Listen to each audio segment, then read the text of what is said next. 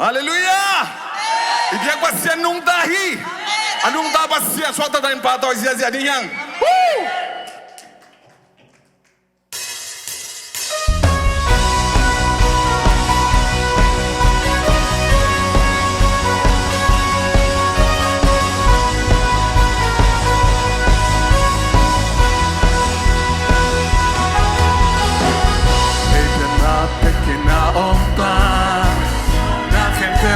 Nabudi, namulog, namun okay.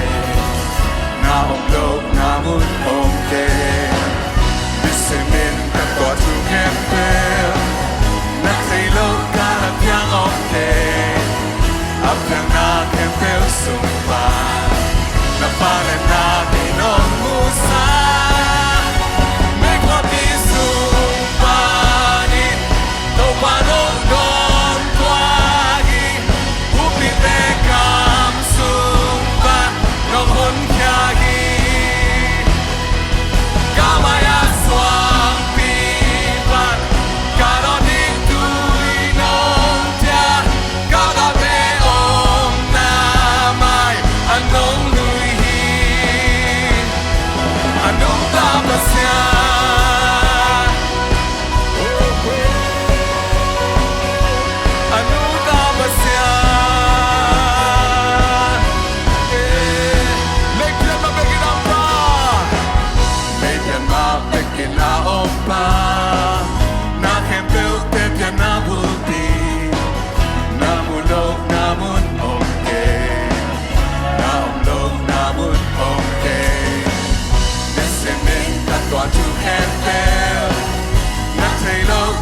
yang okay.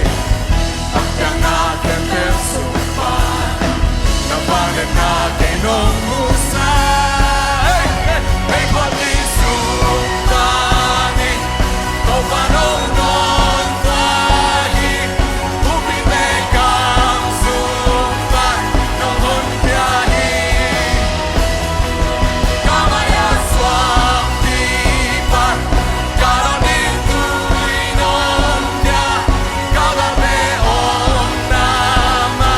Anong luhi? Anong tapas yan? Anong tapas yan? Yeah. Missy